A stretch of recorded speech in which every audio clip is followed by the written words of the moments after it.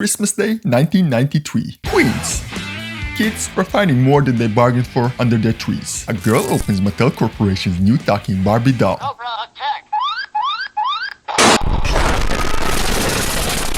At the same time, in another city,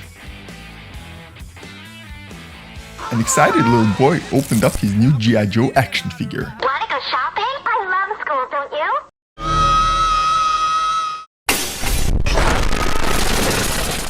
Who was behind this surreal switcheroo?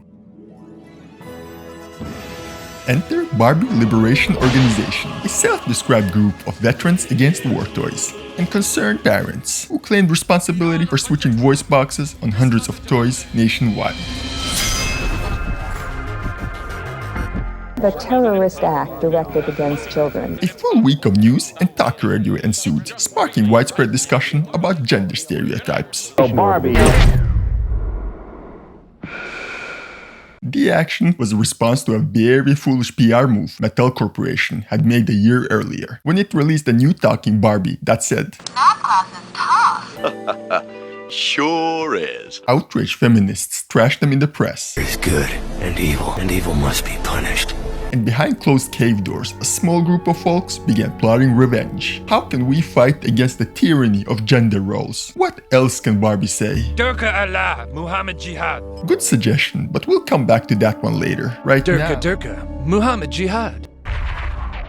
enter our protagonist, Igor Vamos, aka Mike Banana. He's more than a little passionate about saving Barbie. His credentials? Well, in Portland, 1991, when the city was considering stripping Martin Luther King Jr.'s name off a local street, Vamos and his band changed the name of another downtown street to Malcolm X Street in a clandestine overnight operation.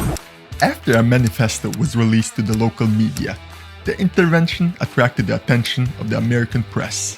Also in 1991, during a festival in Portland commemorating the return of troops from Persian Gulf, Vamos responded to the Bush government's Operation Desert Storm by hanging an enormous US flag composed of human silhouette targets off a bridge directly in front of the US Navy ships. He then disguised himself as a fake news reporter working for a local television channel and then proceeds to film them ripping the flag to shreds. Vamos was intrigued by the idea of culture jamming, a way of twisting conventional ideas to create controversy. So you could say that he's used to getting the media's attention. Now that you're all caught up, You have balls. I like balls. Vamos storms out, drives to the nearest toy store.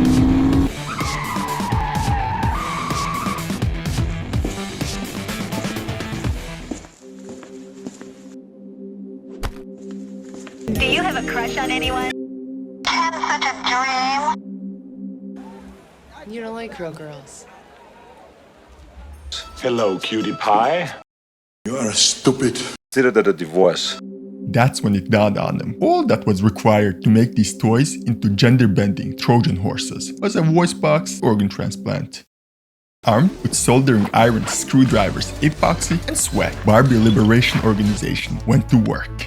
The next step was to recruit other B.L.O. members. But since this is the 90s and the four horsemen of apocalypse are yet to appear, it just ends up being people from their social circles and activist communities. Then those operatives purchase the toys in different cities and can either send them to Vamos for a fix-up or conduct the surgery themselves, which was pretty hard to do. The manifesto on how to perform the surgery was scattered all over newspapers, magazines, and even on their website. Each toy had to carefully be removed from its packaging. Circuit boards had to be trimmed, a capacitor moved, and a switch re-engineered.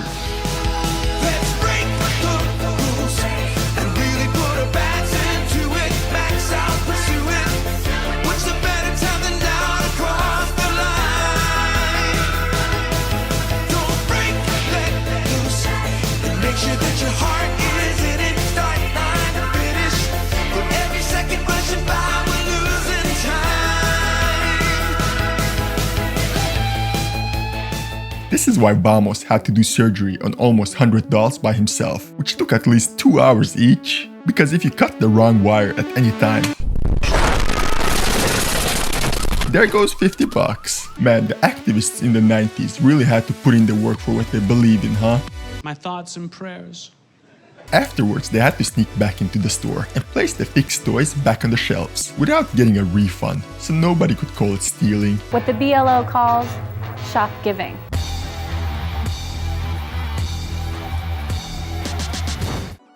If they get caught, Why would you be coming back? all that work Vamos did would have been in vain.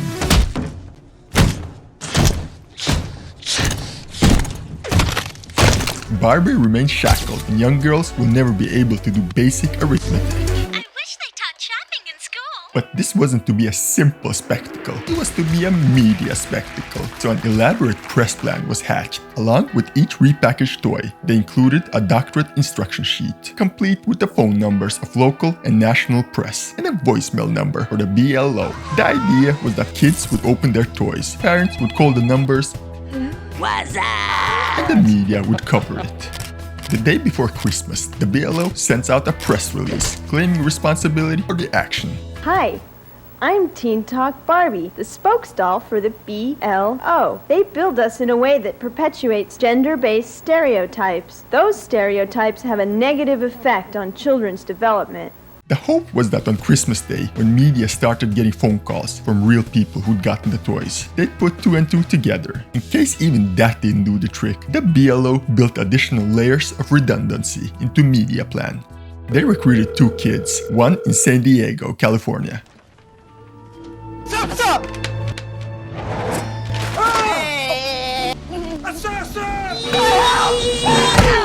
and one in Albany, New York, who were willing to put on a little show for the news cameras, thereby proving that the action was actually happening.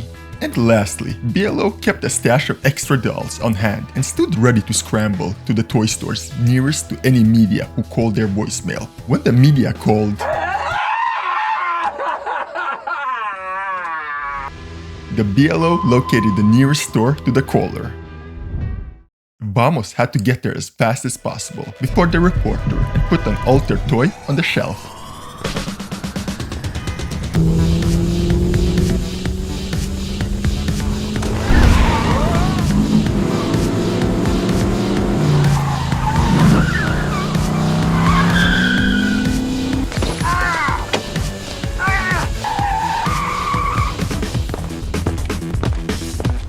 Well, I got to close now.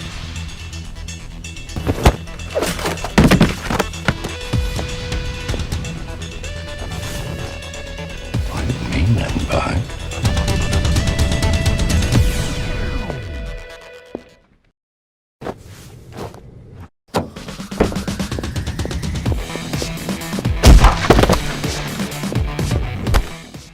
Dead man tell no tale. What did you say? On at least one occasion, Vamos was still at the store when the journalist arrived, watching him find the toy, test it, and triumphantly purchase it. Proof positive of the power and reach of the Barbie Liberation Organization. For the Barbie Liberation Organization, and its members claim they have switched the voice boxes on 300 Barbies and G.I Joes this holiday season. As a result, some kids may now have Barbies that say things like,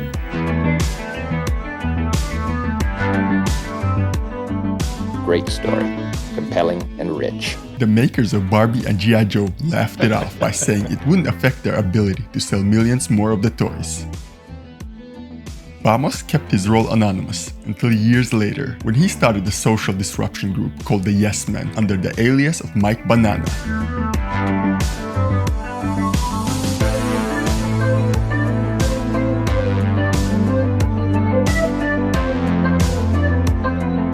A year later, Simpsons did an episode of a talking Barbie lookalike with G.I. Joe voice. My spidey sense is tingling. Anybody call for a web slinger? He could finally drive off into the sunset, knowing he had rescued Barbie.